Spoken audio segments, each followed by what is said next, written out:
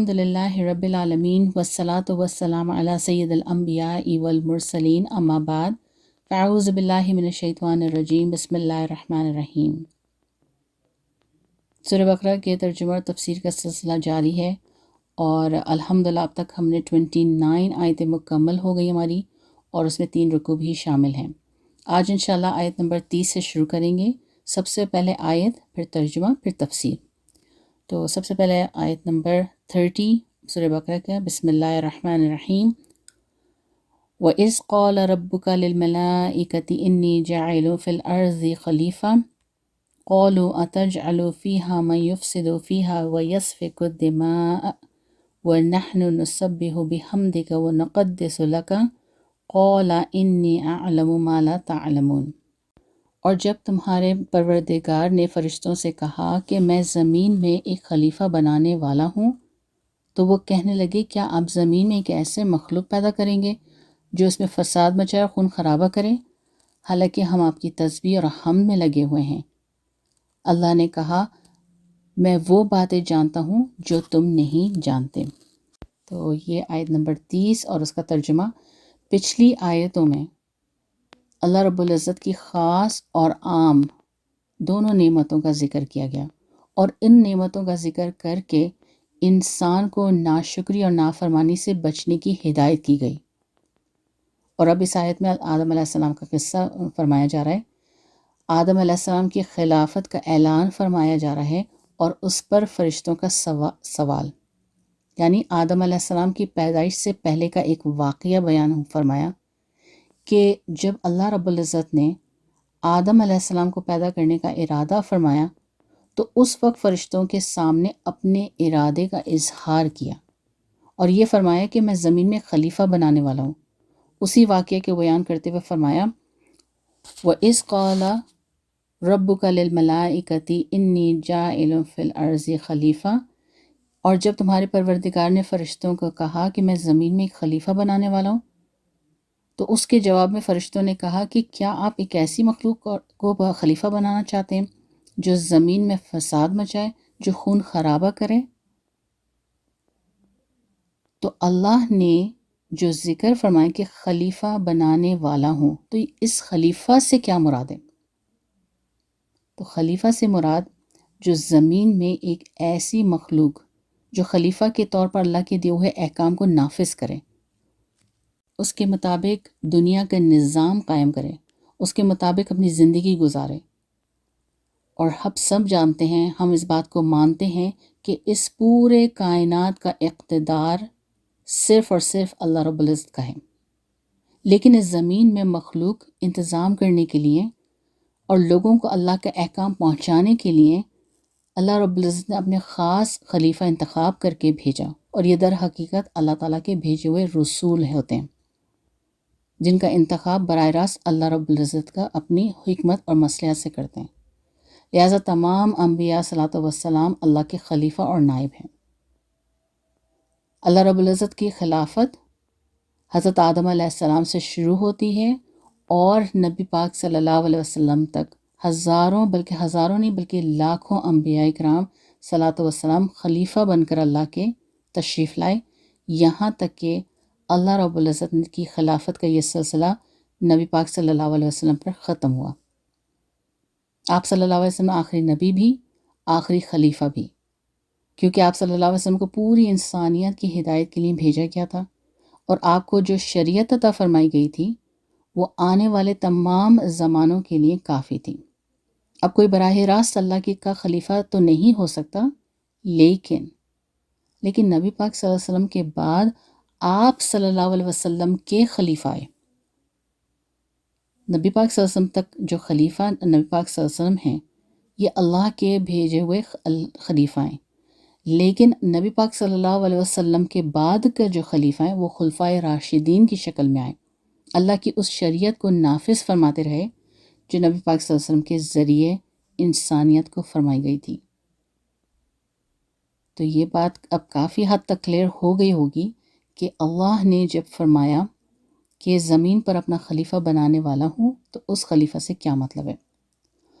اور کیونکہ نبی پاک صلی اللہ علیہ وسلم نے اللہ رب العزت کے آخری خلیفہ کے طور پر اور خلفائے راشدین نبی پاک صلی اللہ علیہ وسلم کے خلفاء کے طور پر شریعت کو خوب کھول کھول کر نہ صرف بیان فرمایا بلکہ انہوں نے اور ان کے جانشینوں نے اسے زمین میں نافذ کر کے بھی دکھایا۔ اور یہاں پر میں دوبارہ ایک ریمائنڈر کر دوں کہ خلفائے راشدین کون ہیں۔ تو یاد رکھیے گا خلفائے راشدین 4 ہیں۔ سب سے پہلے تو حضرت ابوبکر صدیق رضی اللہ تعالیٰ عنہ، جو آپ صلی اللہ علیہ وسلم کے بعد آپ کے خلیفہ تھے، خلیفہ اول تھے۔ پھر دوسرے نمبر پر حضرت عمر رضی اللہ تعالیٰ عنہ، پھر تیسرے خلیفہ حضرت عثمان رضی اللہ تعالیٰ عنہ، اور چوتھے نمبر پر حضرت علی رضی اللہ تعالیٰ عنہ۔ تو اللہ رب العزت کی خلافت کا مقصد پورا ہو گیا۔ اب یہ ہم مسلمانوں کی اپنی ذمہ داری ہے کہ ہم خلافت کے انہی اصولوں پر اپنی زندگی کو ڈھالیں، اللہ رب العزت کے اقتدار اعلیٰ کو تسلیم کر کے اس زمین کا نظام اللہ کے آخری خلیفہ نبی پاک صلی اللہ علیہ وسلم کی تعلیمات کے مطابق گزاریں۔ تو یہ تو وہ ڈسکرپشن خلیفہ کا جو اللہ رب العزت نے اس آیت میں فرمایا، جو ہم ہر دفعہ سنتے آئے ہیں کہ اللہ نے فرشتوں سے فرمایا ہے کہ میں اپنا نائب، اپنا خلیفہ بھیجوں گا۔ پھر اس پر فرشتوں نے ایک سوال کیا، اور وہ سوال کیا کیا؟ أَتَجْعَلُ فِيهَا مَن يُفْسِدُ فِيهَا وَيَسْفِكُ الدِّمَاءَ، کہ آپ ایسے مخلوق کو پیدا کریں گے جو زمین میں فساد مچائے، خون خرابہ کرے۔ یہ فرشتوں نے سوال کیا پھر اس پر۔ تو آگے بڑھنے سے پہلے ایک اہم بات رکھ دوں کہ اللہ کا فرشتوں کے سامنے ارادے کا اظہار کرنا اور فرشتوں کا سوال کرنا۔ تو یاد رکھیے گا کہ اللہ تبارک و تعالیٰ کسی مشورے کی حاجت سے پاک ہیں۔ تو کوئی یہ نہ سمجھے کہ یہاں اللہ نے مشورے کے طور پر فرشتوں سے ذکر کیا، نہیں، اللہ تعالیٰ ہر مشورے سے پاک ہیں۔ دوسری بات، فرشتوں کا اس طرح سوال کرنا کہ جو انہوں نے سوال اٹھایا تو خدا نخواستہ کوئی اعتراض کرنا نہیں تھا، بلکہ حیرت کے انداز تھا وہ کہ ایک ایسی مخلوق کو پیدا کرنے جا رہے ہیں، تو اس میں کیا حکمت ہے جو نیکی کے ساتھ ساتھ برائی بھی رکھتے ہوں، جس کی وجہ سے زمین میں فساد بھی پھیلنے کا بھی امکان ہو۔ تو ان کو حیرت تھی ہے۔ تو بہرحال کوئی یہ نہ سمجھے کہ فرشتوں نے اعتراض کیا یا انگلی اٹھائی، نہیں، بلکہ انہوں نے ایک حیرت کیا تھا، اور یہ حیرت کا طریقہ تھا۔ بات دراصل یہ ہے کہ جب انسان کی تخلیق نہیں ہوئی تھی تو انسان کے پیدا کرنے سے پہلے اس زمین پر جنات رہتے تھے۔ اللہ رب العزت نے جنات کو پیدا کر کے زمین پہ چھوڑ دیا تھا، اور یہ جو جن ہیں یہ ہم سے پہلے کے پیدا ہوئے ہوئے، وہ آگ سے پیدا کیے گئے ہیں، ان کی مزاج میں شر ہے، زمین میں بہت سے فساد کرتے تھے۔ فرشتوں نے ان جنات کا یہ حال دیکھا ہوا تھا، تو فرشتوں نے جو کچھ کہا وہ بطور اعتراض نہیں، کیونکہ اللہ رب العزت پر اعتراض کرنا کفر ہے، اور فرشتے تو کفر سے، ہر گناہ سے پاک ہیں، معصوم ہیں۔ اور فرشتوں نے ساتھ میں یہ بھی کہا کہ وَنَحْنُ نُسَبِّحُ بِحَمْدِكَ وَنُقَدِّسُ لَكَ، ہم آپ کی تسبیح میں لگے ہوئے ہیں، حمد میں لگے ہوئے ہیں، آپ کی پاکی بیان کرتے ہیں، یعنی ہم تیری عظمت بزرگی بیان کرتے ہیں، تیرے ذکر کو ہر اس چیز سے پاک کرتے ہیں، ہم اپنی جانوں کو آپ کی رضا کے لیے پاک و صاف رکھتے ہیں، گناہوں میں ملوث نہیں ہیں۔ پھر آگے اللہ نے فرمایا انی اعلم ما لا تعلمون، میں وہ باتیں جانتا ہوں جو تم نہیں جانتے۔ اور یہ اللہ رب العزت کا فرمان، اس میں ایک سبق ہے جو ہم سب کے لیے ہیں اور بہت اہم ہے، کہ جب اللہ تبارک و تعالیٰ کسی چیز کا فیصلہ فرما دیں یا کسی چیز کا حکم دے دیں تو پھر بندے کو اس کو کے تسلیم کرنے کے لیے اس کی حکمت جاننا سمجھنا ضروری نہیں ہے۔ یقیناً ہر کام میں اللہ تبارک و تعالیٰ کی حکمت مصلحت ہوتی ہے، لیکن انسان کے سمجھ میں حکمت مصلحت کا آ جائے وہ ضروری نہیں ہے۔ لہٰذا اللہ کے حکم اور مصلحت ہماری سمجھ میں آئے یا نہ آئے، ہمیں اس کے آگے سر تسلیم خم کرنا چاہیے، یعنی اس کے حکم کو بغیر سوال کے مان لینا چاہیے۔ تو اللہ تعالیٰ کا حکم اور فیصلہ سمجھ میں آئے نہ آئے وہ اپنی جگہ، لیکن وہ ہو کے ہی رہے گا۔ تو یہ تھا آیت نمبر 30، اور آیت نمبر 30 کا ترجمہ تفسیر اس کو ڈیٹیل میں رکھنے کی وجہ یہ تھی کہ جب بھی یہ آیت سامنے آئے یا کہیں بیان میں آئے کہ اللہ نے خلیفہ بنانے کا ارادہ فرمایا، تو خلیفہ کا ڈیفینیشن اور اللہ کے خلیفہ سے کیا مراد اور نبی پاک صلی اللہ علیہ وسلم کے خلیفہ سے کیا مراد، اور فرشتوں نے تو اللہ سے سوال کیا، تو وہ سوال اعتراض نہیں بلکہ وہ حیرانگی کا جملہ تھا، اور وجہ کیا تھی، تو یہ تمام چیزیں ہمیں آلریڈی پہلے سے معلوم ہوں۔ تو وہ ظاہر سی بات ہے، وہ تو جنات کو دیکھ چکے تھے، اسی لیے انہوں نے حیرانگی کی۔ تو اس لیے یہ علم جاننا ہمارے لیے بہت ضروری ہے کہ جو کچھ اللہ تعالیٰ نے کہا فرمایا کہ میں خلیفہ بنانے والا ہوں، تو خلیفہ کا ڈیفینیشن، فرشتوں کا سوال کرنا، یہ سب ہمارے علم میں ہو۔ پھر اس کے بعد آتا ہے آیت نمبر 31، سورہ بقرہ کی آیت نمبر 31، وَعَلَّمَ آدَمَ الْأَسْمَاءَ كُلَّهَا ثُمَّ عَرَضَهُمْ عَلَى الْمَلَائِكَةِ فَقَالَ أَنْبِئُونِي بِأَسْمَاءِ هَؤُلَاءِ إِن كُنتُمْ صَادِقِينَ۔ اور آدم علیہ السلام کو اللہ نے سارے کے سارے نام سکھا دیے، پھر ان کو فرشتوں کے سامنے پیش کیا اور ان سے کہا کہ اگر تم سچے ہو تو مجھے ان چیزوں کے نام بتلاؤ۔ تو یہ آیت اور اس کا ترجمہ تھا، جس نئی مخلوق کے پیدا فرمانے اور زمین میں خلیفہ بنانے کا اللہ رب العزت نے ارادہ فرمایا تھا، وہ آدم علیہ السلام اور ان کی ذریت ہے۔ حضرت آدم علیہ السلام کا سب سے پہلے پتلا بنایا گیا، پھر اس میں روح پھونکی گئی، اور جب یہ جاندار بن گئے، جاننے اور پہچاننے کے قابل ہو گئے، تو اللہ رب العزت نے ان کو ساری چیزوں کے نام بتا دیے۔ اب ایک سوال وہ یہ کہ یہ واقعہ تو سبھی جانتے ہیں کہ آدم علیہ السلام کو پیدا کرنے کا، پھر جنت میں جانے کا، پھر وہاں سے نکلنے کا سبب، یہ سب جانتے ہیں، لیکن زیادہ تر ہم کیا جانتے ہیں؟ آیت کے شروع کا حصہ اور آیت کا آخری حصہ، یہ سب جانتے ہیں، لیکن بیچ کی باتیں ہم نہیں جانتے۔ ہم سٹوری کے طور پر تو جانتے ہیں یہ سب چیزیں، لیکن اصل جو چیزیں ہوتی ہیں چھوٹی چھوٹی، ہم اس کے بارے میں نہیں جانتے۔ جیسے کہ اللہ نے آدم علیہ السلام کو سارے کے سارے نام سکھائے، تو نام سکھانے سے کیا مراد ہے؟ کس چیز کے نام؟ تو نام سکھانے کا مطلب یہ ہے کہ اس دنیا میں جب انسان کو بھیجا جائے گا، دنیا میں بھیجنے کے بعد کچھ ایسی چیزیں پیدا ہوں گی جن کو پوری طرح فرشتے نہیں جانتے۔ انسان کے زمین پر زندگی گزارنے کے لیے بہت ساری ضروریات پڑتی ہیں، بہت کچھ حاجتیں ہوتی ہیں جو انسان کو پیش آئیں گی، اور ان سے بہت ساری چیزوں کا فرشتہ تصور بھی نہیں کر سکتے۔ کیوں تصور نہیں کر سکتے ہیں فرشتے؟ تو اس لیے کہ ان کی طبیعت میں وہ چیز رکھی ہی نہیں۔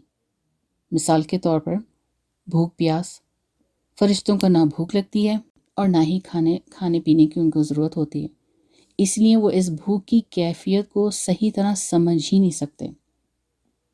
اسی طرح طبیعت اور مزاج کی بہت ساری باتیں ایسی ہوتی ہیں کہ جو انسان کی طبیعت میں اور مزاج میں رکھی گئی ہیں، لیکن فرشتے کی طبیعت اور اس کی مزاج میں نہیں رکھا۔ اسی طرح انسان کے استعمال کی بہت ساری چیزیں ایسی ہیں جو دنیا میں وہ استعمال کرتا ہے اور اس سے انسان فائدہ بھی اٹھاتا ہے، لیکن فرشتوں کو اس کا نہ تو ضرورت ہے نہ انہیں اس کا علم ہے۔ تو آدم علیہ السلام کو جن چیزوں کے نام سکھائے گئے، ان کو علم دیا گیا، تو اس کے معنی یہ ہیں کہ زمین کے اندر جتنی چیزیں پیدا ہونے والی ہیں، ان تمام چیزوں کی جو ضرورت پڑنے والی ہے انسان کو، ان سب چیزوں کے نام اللہ نے حضرت آدم علیہ السلام کو سکھائے۔ اور اس وقت یاد رکھیے گا، ایسا نہیں کہ آدم علیہ السلام کو الگ سے لے جا کے ان کو سکھایا، نہیں، بلکہ اس وقت وہاں فرشتے موجود تھے اور وہ سن بھی رہے تھے، لیکن چونکہ اللہ رب العزت نے انسان کا مزاج، اس کی طبیعت، اس کا فہم ایسا بنایا ہے کہ اس کی وجہ سے وہ ان باتوں کو سمجھ گیا، اور فرشتے نہ نہیں سمجھ سکے اور نہ یاد رکھ سکے۔ اور پھر اللہ رب العزت نے فرشتوں کو بتانے کے لیے، ان کو دکھانے کے لیے آدم علیہ السلام کو سارے نام سکھائے، اور ثم عرضهم علی الملائکہ، پھر ان چیزوں کو فرشتوں کے سامنے پیش کیا، فقال، پھر ان سے کہا، अम्बियूनी बि अस्माइ हाउलाई, तुम मुझे उन चीज़ों के नाम बतलाओ, इन कुंतुम सादिकीन, अगर तुम सच्चे हो। फिर फरिश्तों ने क्या कहा, ये आगे की आयत नंबर 32 में आता है। क़ालू, फरिश्तों ने क्या कहा, सुबहानका, आप ही की ज़ात पाक है। आगे फरमाते हैं, ला इल्म लना इल्ला मा अल्लमतना, जो कुछ इल्म आपने हमें दिया उसके सिवा हम कुछ नहीं जानते। यानी जिस चीज़ के सीखने की सलाहियत आपने हमें अता फरमाई वो तो बेशक हमारे इल्म में आ गई और वो हमने सीख लिया, लेकिन जिस चीज़ के सीखने की आपने हमें सलाहियत नहीं दी तो वो अगरचे हमारे सामने आ भी जाए तो फिर भी हमें उसे समझने के अहल नहीं। इन्नका अंतल अलीमुल हकीम, हकीकत में इल्म और हिकमत के मालिक तो सिर्फ ए अल्लाह, सिर्फ और सिर्फ आप हैं। आपने जितना चाहा, जिसे चाहा, उसी कदर इल्म और फ़हम उसे अता फरमाया। और जब फरिश्तों ने इस अपनी आजिज़ी का एतराफ़ कर लिया तो फिर अल्लाह तबारक व तआला ने हज़रत आदम अलैहिस्सलाम को हुक्म फरमाया। और आगे की आयत नंबर 33 में आता है, अल्लाह रब्बुल इज़्ज़त फरमाते हैं, क़ौला, अल्लाह तबारक व तआला फरमाते हैं, या आदमो, ए आदम, अम्बिहुम बि अस्माइहिम, अब तुम उन्हें इन चीज़ों के नाम बता दो जो हमने तुम्हें सिखलाए हैं। फलम्मा अम्बाहुम बि अस्माइहिम, और फिर जब आदम अलैहिस्सलाम ने उन्हें उन चीज़ों के नाम बता दिए तो क़ौला, अल्लाह ने फ़रिश्तों से फ़रमाया, अलम अक़ुल लकुम, मैंने तुमसे नहीं कहा था कि इन्नी अअलमु ग़ैब अस्समावाति वल अर्ज़, कि मैं आसमानों और ज़मीनों के भेद जानता हूँ, गैब का इल्म रखता हूँ, आसमान और ज़मीन की सारी पोशीदा यानी छुपी हुई चीज़ों से वाकिफ़ हूँ। व अअलमु मा तुबदून व मा कुंतुम तक्तुमून, और वो भी जानता हूँ जो तुम ज़ाहिर करते हो और वो भी जानता हूँ जो तुम छुपाते हो। अब जो ये फरमाया कि जो वो भी जानता हूँ जो तुम ज़ाहिर करते हो, तो इससे क्या मुराद है? क्योंकि अल्लाह रब्बुल इज़्ज़त ये फ़रिश्तों से फरमा रहे हैं कि तुम जो ज़ाहिर करते हो तो उससे मुराद क्या है कि मैं जानता हूँ।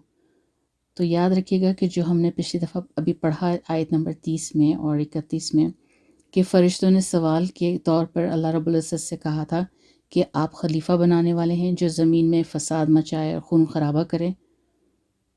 तो इससे मुराद ये है कि तुम जो ज़ाहिर करते हो, क्योंकि ज़ाहिरी तौर पर ये बात कही थी तो इसलिए अल्लाह रब्बुल इज़्ज़त ने फरमाया कि तुम जो ज़ाहिर करते हो मैं वो भी जानता हूँ। और अल्लाह ने फरमाया कि मैं वो भी जानता हूँ जो तुम नहीं जो छुपा रहे हो तुम। तो इससे क्या मुराद है? तो इससे मुराद मुफस्सिरीन ने लिखा है कि जब फ़रिश्तों ने कहा था कि हम आपकी हम्द भी करते हैं, हम आपकी तारीफ़ बयान करते हैं, तो इससे मुराद उनका ये था कि हम खिलाफत के ज़्यादा मुस्तहिक हैं। लेकिन साफ अल्फाजों में नहीं कहा कि अल्लाह आप उनको क्यों बना रहे जब हम हैं मौजूद, ये नहीं कहा था, बल्कि सिर्फ इतना कहा कि हम तो आपकी हम बयान करते हैं, आपकी तारीफ़ बयान करते हैं। तो ये ढके छुपे अल्फाजों में कहा कि अल्लाह हम तो अफजल हैं, कोई मखलूक आप क्यों पैदा फरमा रहे हैं। तो इन आयतों से एक बात तो वाज़ा हो गई, और वो क्या है? इल्म की फ़जीलत बयान। और ये भी मालूम हो गया कि खिलाफत के लिए भी इल्म ज़रूरी है। और ये भी मालूम हुआ कि आदम अलैहिस्सलाम फ़रिश्तों से अफजल थे। क्यों? क्योंकि आदम अलैहिस्सलाम को फ़रिश्तों से ज़्यादा इल्म दिया गया। बहरहाल इनकी वजाहत इसलिए रखी गई थी कि खुलासा कुरान तो सभी रमज़ान में खुलासा कुरान होता है तो हम सब सुनते हैं। तफसीर भी हम अक्सर वाक़यात में सुनते रहते हैं जहाँ पे आता रहता है। और जब कोई स्टोरी आती है, कोई भी ऐसा वाक़या आता है तो उसको स्टोरी के शेप दे के उसको बयान कर दिया जाता है। लेकिन जो बीच बीच में जो ख़ास बातें होती हैं उसको आम समझकर छोड़ दिया जाता है। जैसे कि अल्लाह ने यहाँ पे फरमाया कि मैं जानता हूँ जो तुम ज़ाहिर करते हो और वो भी जानता हूँ जो तुम छुपाते हो। तो ये तो हम सबका ईमान है कि अल्लाह के पास गैब का इल्म है, लेकिन फ़रिश्तों से फरमाने का मतलब क्या है? तो ये बात भी वाज़ा हो गई कि अल्लाह ने फरमा दिया कि तुम जो छुपा रहे हो, जो सच बोल रहे हो, वो दोनों चीज़ें मुझे पता है कि तुमने सोचा कि तुम मखलूक से बेहतर हो क्योंकि تم حمد و ثنا میں لگے ہو لیکن تم زبان پر نہیں لا پا رہے ہو، تو ہم سب جانتے ہیں کہ جو زبان پر ہے اور جو دل میں ہے۔ تو یہ وہ وضاحت ہے جس سے اللہ کا کلام اور مزید کھل کر سمجھ میں آئے گا۔ اس کے بعد آگے کی آیتوں میں فرشتوں کا آدم علیہ السلام کو سجدہ کرنا اور ابلیس کا انکار کرنا، یہ آیت نمبر 34 میں ہے۔ آیت نمبر 34، بسم اللہ الرحمن الرحیم۔ وَإِذْ قُلْنَا لِلْمَلَائِكَةِ اسْجُدُوا لِآدَمَ فَسَجَدُوا إِلَّا إِبْلِيسَ أَبَى وَاسْتَكْبَرَ وَكَانَ مِنَ الْكَافِرِينَ۔ اور جب ہم نے فرشتوں سے کہا کہ آدم کو سجدہ کرو، چنانچہ سب نے سجدہ کیا سوائے ابلیس کے کہ اس نے انکار کیا اور متکبرانہ رویہ اختیار کیا اور کافروں میں شمار ہو گیا۔ تو یہ تو تھا آیت نمبر 34 اور اس کا ترجمہ۔ جب آدم علیہ السلام کی فضیلت ظاہر ہو گئی تو اللہ تبارک و تعالیٰ نے فرشتوں کو حکم دیا کہ ان کو سجدہ کرو۔ اچھا، یہاں یہ بات یاد رکھیے گا کہ جو اللہ نے آدم علیہ السلام کو بنانے کے بعد حکم دیا کہ بنا دیا ہے، روح پھونک دی ہے، اب تم سجدہ کرو، تو یہ حکم اللہ نے پہلی مرتبہ نہیں دیا تھا۔ اکثر سے زیادہ لوگ اس بات کو سمجھتے ہیں کہ جب آدم علیہ السلام کو پتلا بنایا، پھر اس میں ان کے روح ڈالی اور پھر فرشتوں کے سامنے لا کے کہا کہ اب ان کو سجدہ کرو، تو یہ پہلی مرتبہ ان کو حکم دیا گیا۔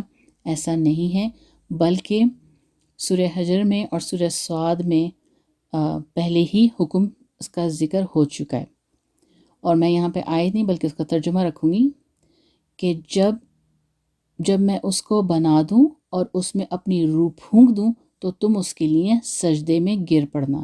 یہ آیت آپ کو سورہ حجر اور سورہ صاد میں ملے گی، جس میں یہ ذکر ہو چکا ہے کہ جب میں بنا دوں اور اس میں روح پھونک دوں تب تم سجدے میں گر پڑنا۔